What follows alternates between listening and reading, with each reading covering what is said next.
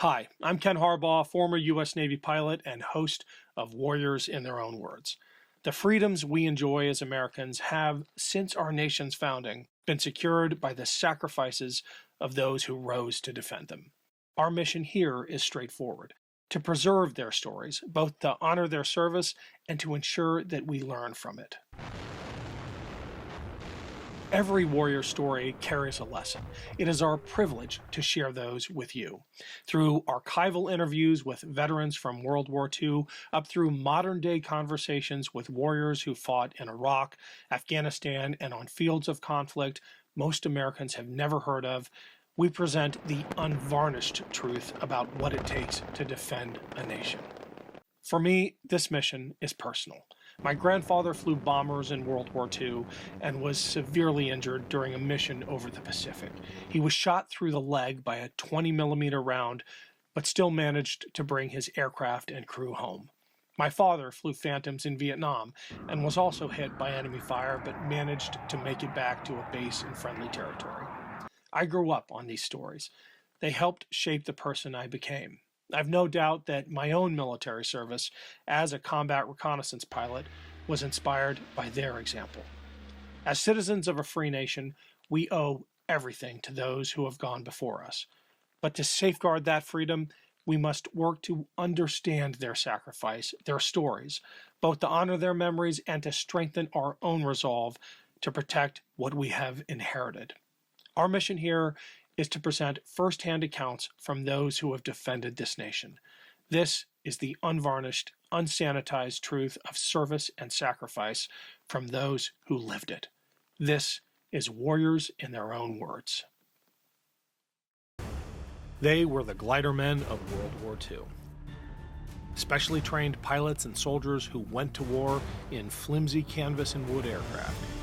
These unarmored and unarmed gliders took them silently on a one-way mission deep behind enemy lines, delivering troops and equipment into the most dramatic battles of the war.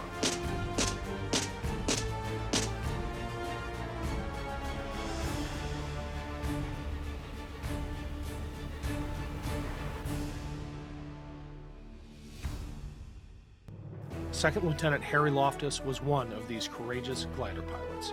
He flew many missions and fought in the Normandy invasion, Operation Market Garden, and Operation Plunder. A lot of people ask me why I joined the glider pilots.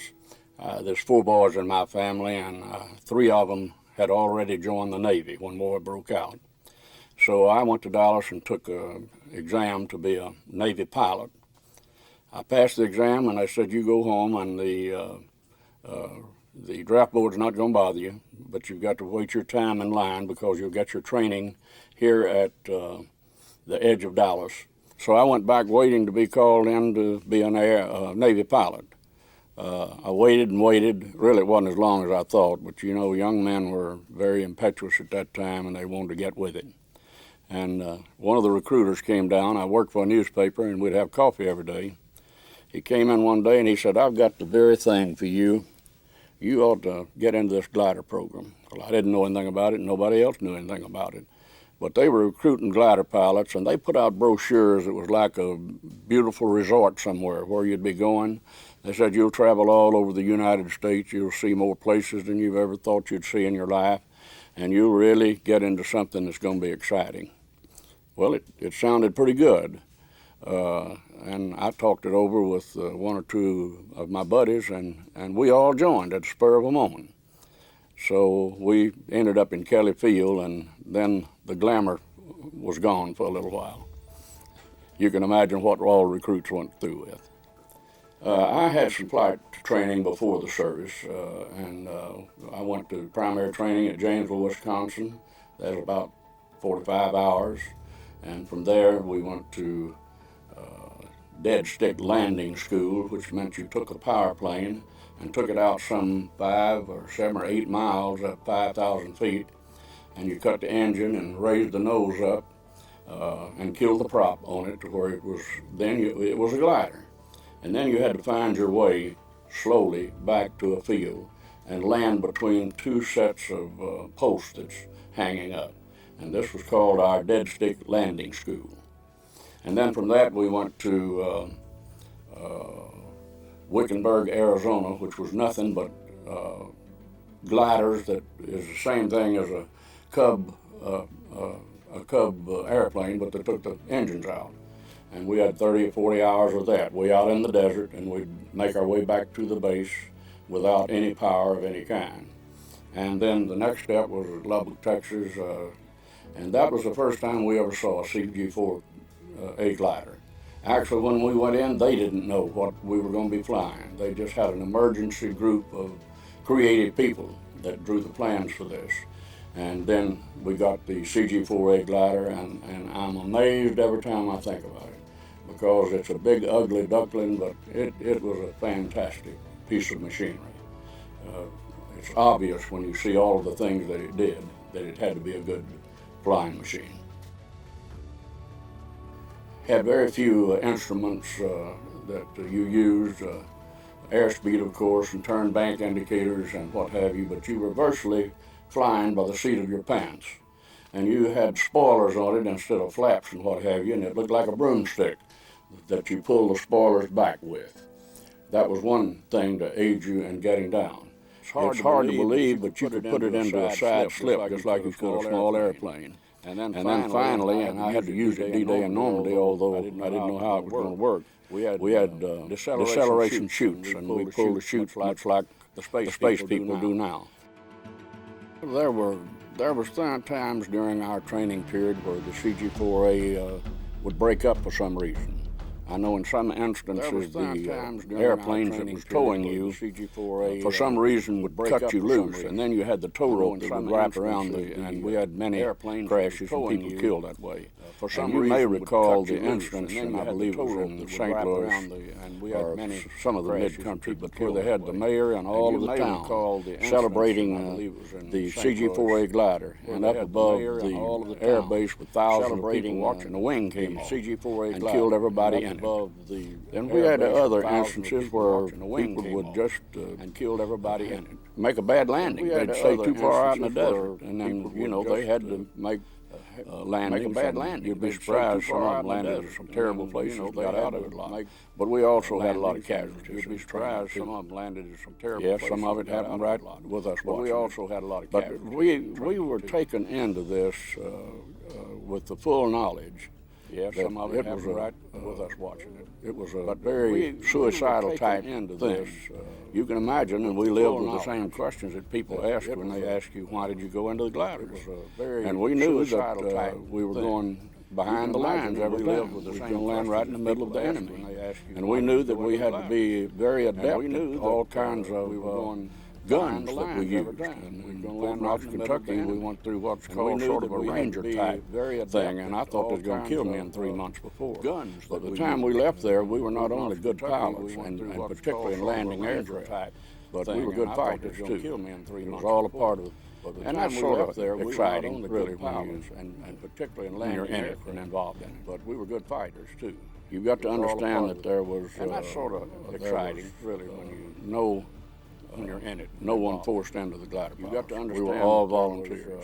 We knew the type thing we were going to do. And I can tell you now that from the very beginning, we established pride and esprit de corps. We knew the type thing we were going to do. We were all for one and one for all. And I'll have to be fair with you. Sometimes glider pilots are pretty rough out in the communities where they are. They sort of had a devil-may-care attitude. I plead innocent to that, but that is the truth. Communities where they are, they sort of had we were pretty much like the out child at the family reunion. We were pretty much a specific unit off at the side, together all the time. We were right next to places where the power pilots lived, but they stayed where they were and we stayed where we did. Their mission was entirely different, although we were in the same groups and the same squadrons. Their mission was entirely different, although we were in the same groups. It became interesting enough that people were asking a lot of questions and you got a lot of attention. And I guess all of us has a lot of ego. A lot of questions, and you got a lot. We got wings on our graduation, just like all of the cadets did elsewhere. We all graduated as on our graduation, just like flight officers, and we wore the pink and the green. And we all graduated. And the wings were fashioned after a regular set of wings. We wore the pink, except in the center of the wings was the letter G. Were fashioned, of course, that meant glider pilots. But on some occasion, somebody was asking, and a group of people with power pilots in it, and asked what does the G stand for, because the power pilots didn't have it. And the power pilot stood up and said, that means G for guts. Those guys have got the guts. So that's an interesting way for, to get something identified and started. And so we're proud. And incidentally, several of our astronauts now have been given honorary glider certificates and wings. And so we should carry on the tradition. I don't remember a person that regretted being in glider pilots. Now they were made out of fabric and some metal. Unlike most of the flying machines that you've got. And of course we landed in terrain. If you had a field that was 100 yards, that put any glider that's ever existed. We landed in extremely small fields, and that's what our training was for, and that's what our training was for. And we went in with the parachute troops that had to have equipment. They had to have jeeps for their officers to cover the area. We had to have a lot of the things in our museum at Terrell, Texas. The tractors that they built runways with. Carried in. My first mission was carrying in a squadron of bazooka shooters and what have you. So that's the type of thing we did. So that's where the pride comes from, and the closeness of the group. When we got through that mission, we came out. The other groups, we got on the soldiers. They went on fighting, but our orders to get back to our base the best way we could. Our orders was when things are consolidated.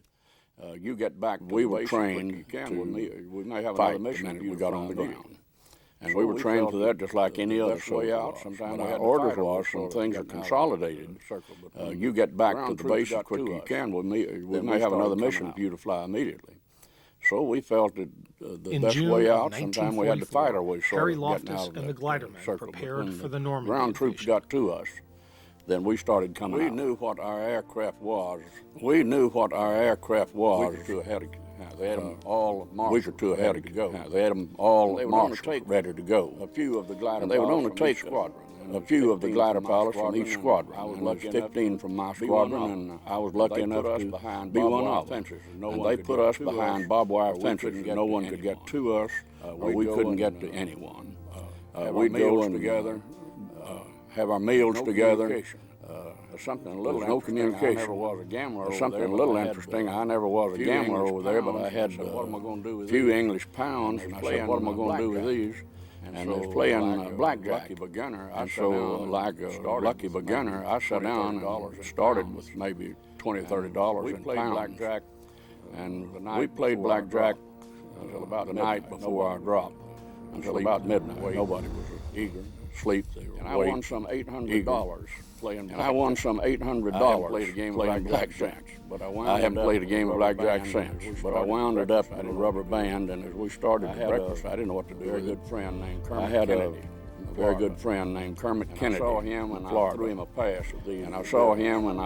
pass of these. Send us to Mom. And of course he said, "Send us to Mom." And of course he did immediately. But we were briefed each day. That's an interesting area of getting ready. We were briefed each day. One thing that seems like it was not where we were going, and there was one thing that seems like it was not very fair. When they briefed us during these days of briefings, they gave us pictures from the story airplane at 20,000 feet. And you know the story about Normandy. And the hedgerows, and then also it should be said that where the hedgerows were was also a large dam, circling, say, a rectangular field. which is a terrible thing for even tanks to go over. We didn't get all of that, much less a glider to fly through. Now, we didn't get all of that information. And when we looked down from 20,000 feet, it looked like hedges. But when we got to the beach and they're shooting at you from all directions, then you look up and see nothing but tall trees in front of you. Then you had to do some tall thinking. You look straight down, then you could see that little piece. So what I'm trying to tell you is they didn't tell us everything about that. But during that briefing session, and they gave us the best information that they some people were worried an awful lot about it, but and I can't remember. Some people were worried an awful lot about it, but I can't remember.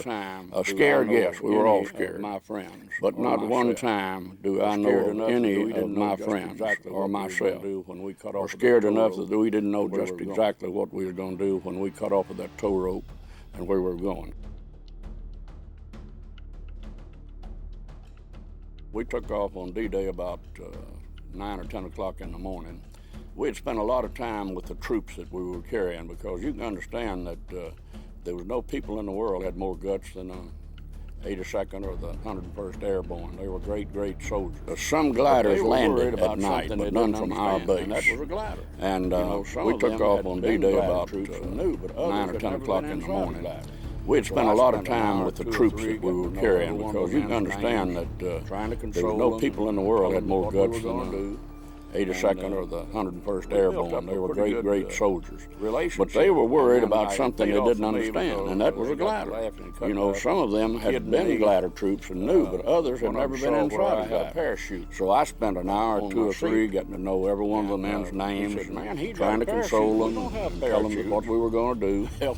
And I had to explain to them a pretty good relationship, and then it paid off for me, because they got to laughing and cutting up, bullets from kidding me. Now we had one of them saw where I had a parachute helmet on my seat, and you can imagine. And he said, "Man, he's got a parachute, and we don't have parachutes."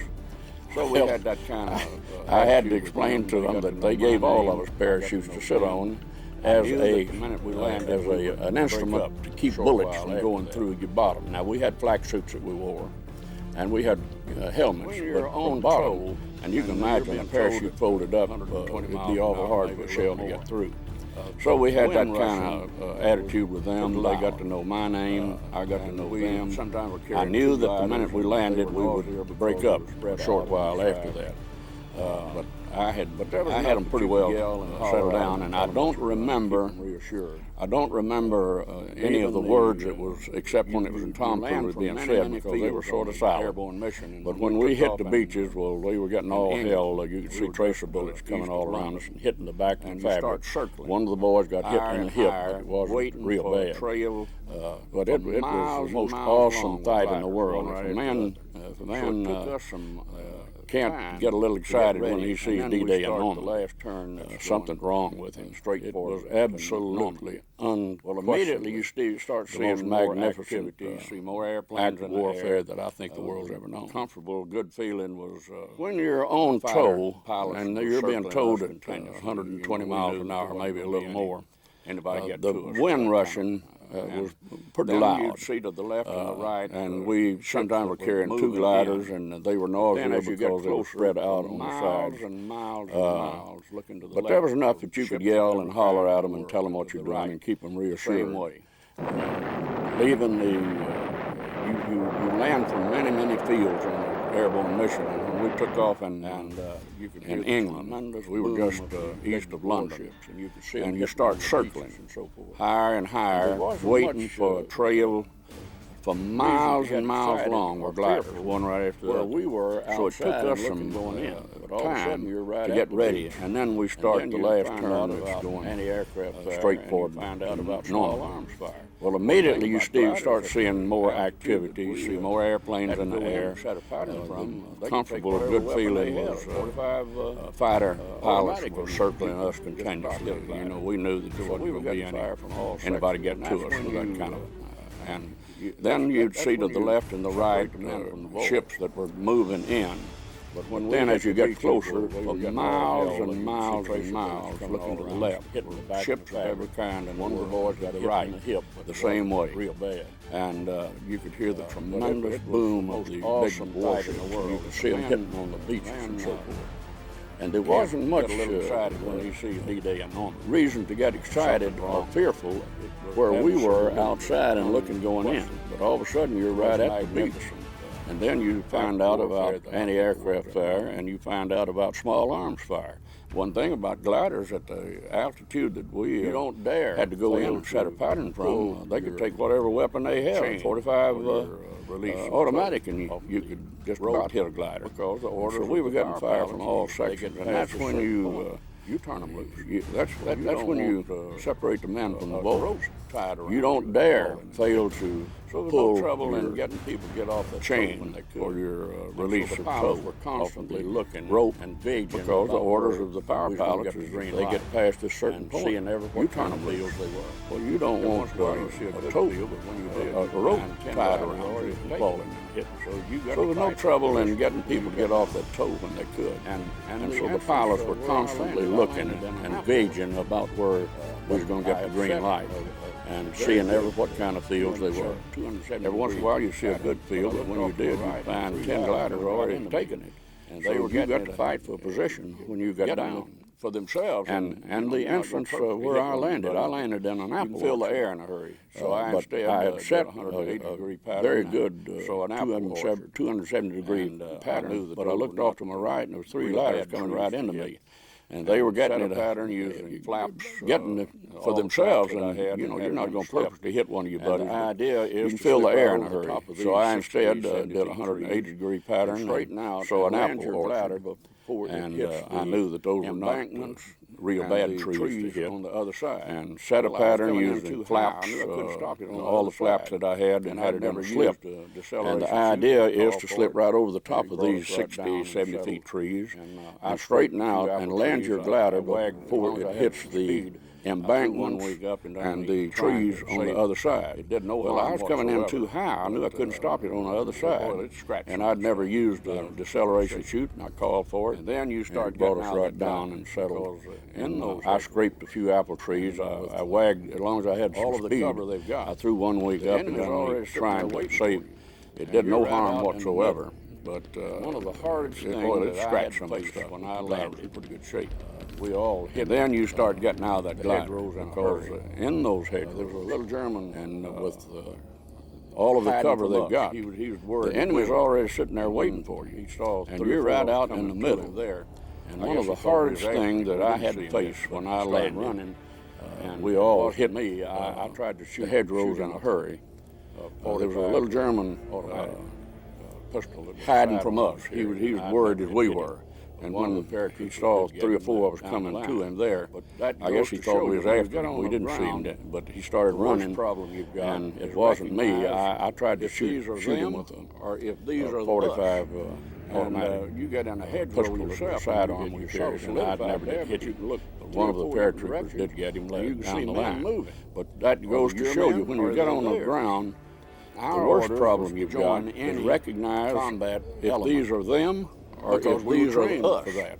And you get in a hedgerow yourself, and you're sort of solidified there, but you can look 3 or 4 different directions, and you can see men moving. Are they your men, or are they theirs?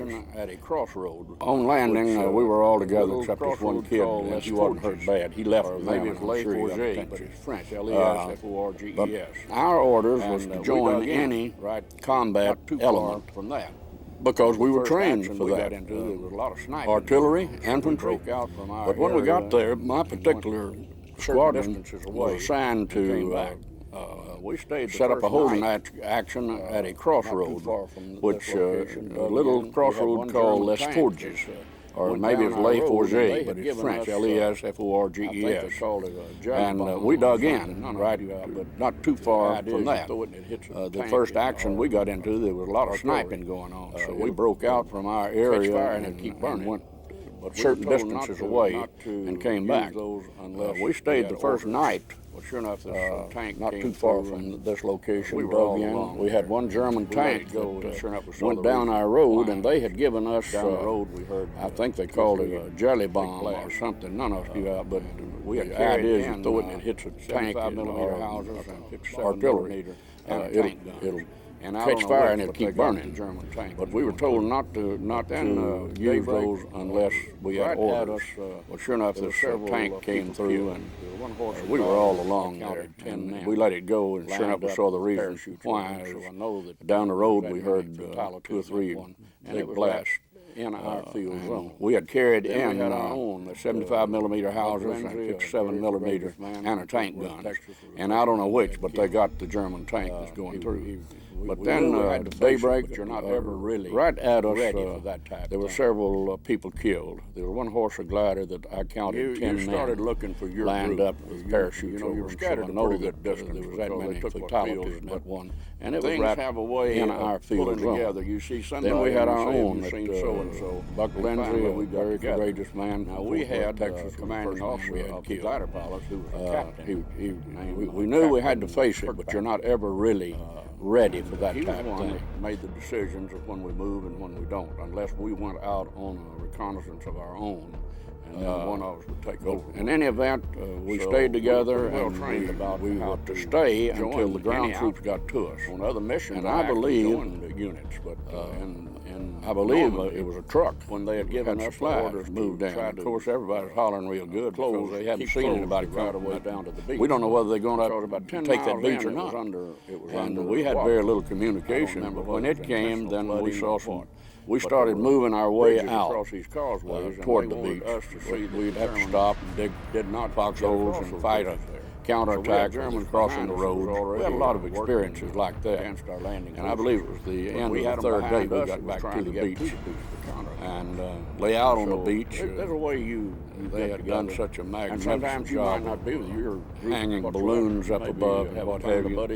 Whatever attacks we had, and we had some bombing coming on. You do things together. High altitude. And we had fighters, believe it or not, up there at night trying to find situations because it gets awful lonely after you turn loose of that tow. But in any event, we stayed together, and we were to stay. The head of the flying part of the invasion was by Air Marshal Lee Mallory.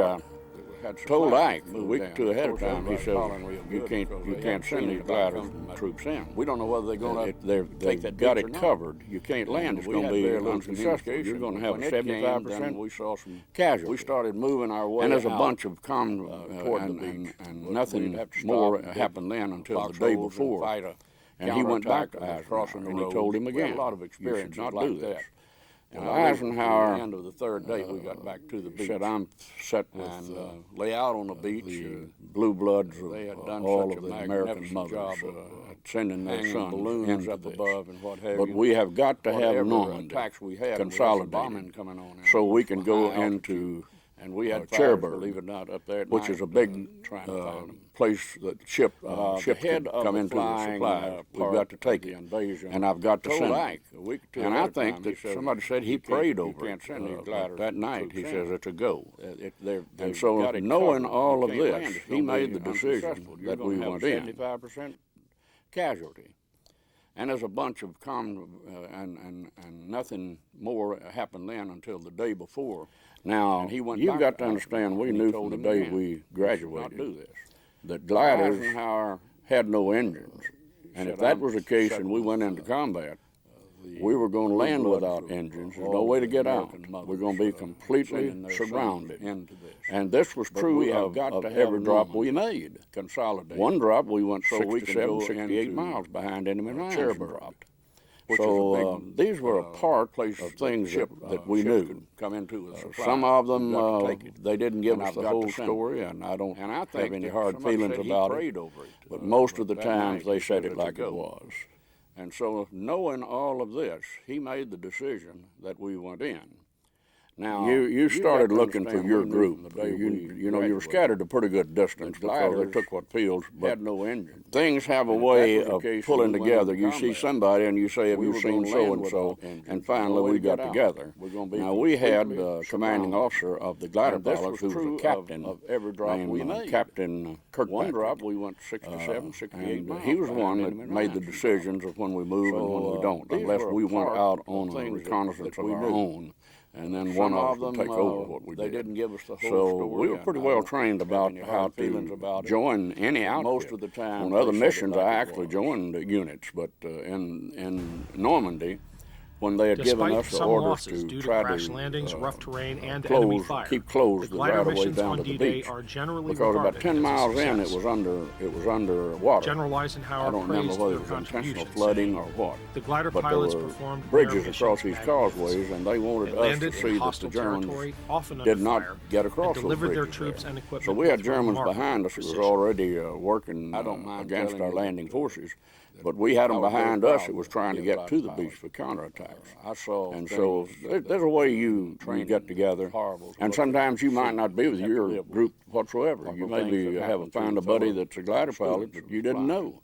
But when you do things together, it's always good to find a friend in a situation, because it gets awful lonely after you turn loose of that toe. Snap the switch and end the war. I'd have done it in a minute.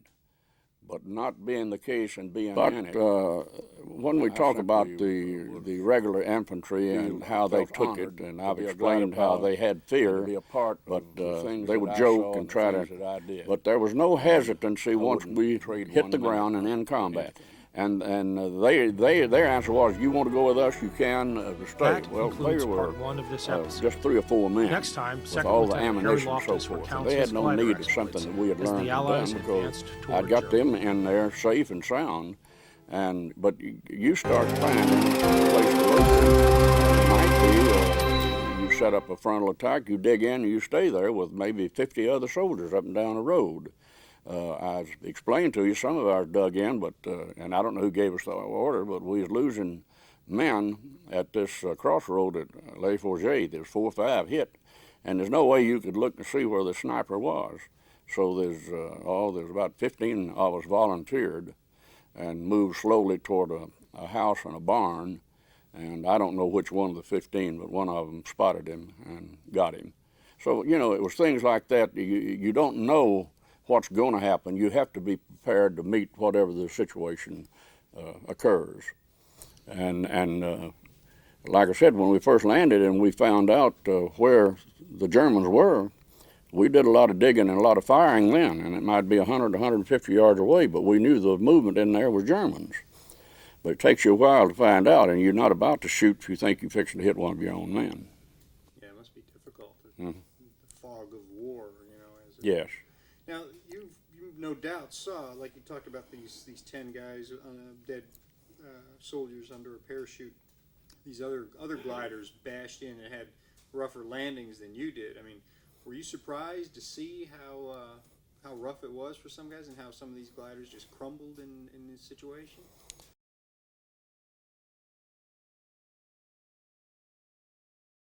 We knew what gliders would happen. We lost some that were forced landings in the States, and if they hit a tree head on, you know, it's going to tear up. They're flying anywhere from 60 to 140 miles an hour when they make these landings. So I was not shocked.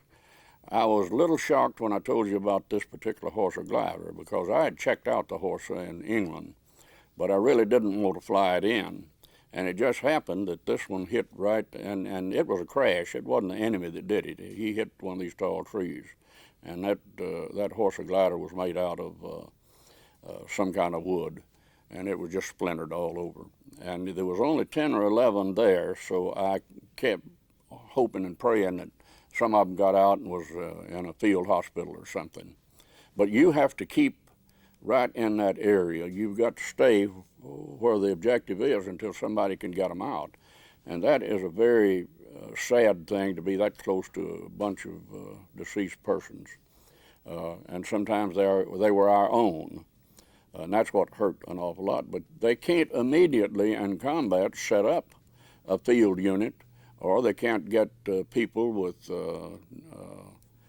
deceased bags that they put them in of our own. They had to wait until they could get there. And so you're right with it the whole time until you start out. And I don't ever remember anybody coming and picking up these British from that area. They probably did, and I just got away from my mind. But I just know at night I'd think about them. I knew where Buck was. I knew where several of our people were. And there's nothing we could do except so you have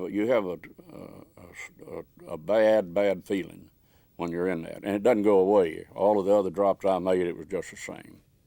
Just wasn't as bad as this one and the one across the Rhine River.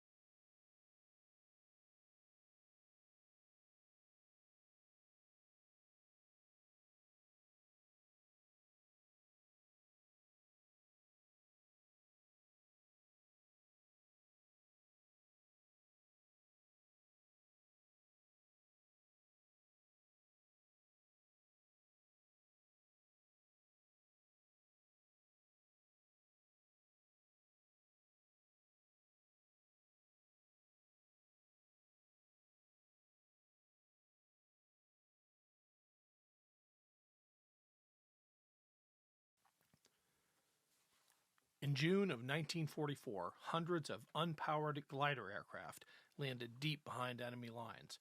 Their mission was to deliver troops, weapons, and equipment in support of the D-Day invasion.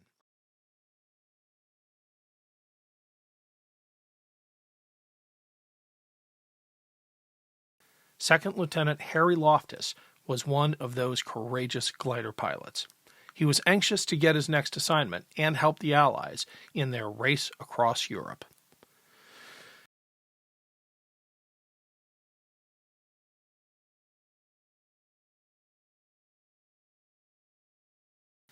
The glider pilots then had to fight their way back to the Normandy beaches to receive their orders for their next flights.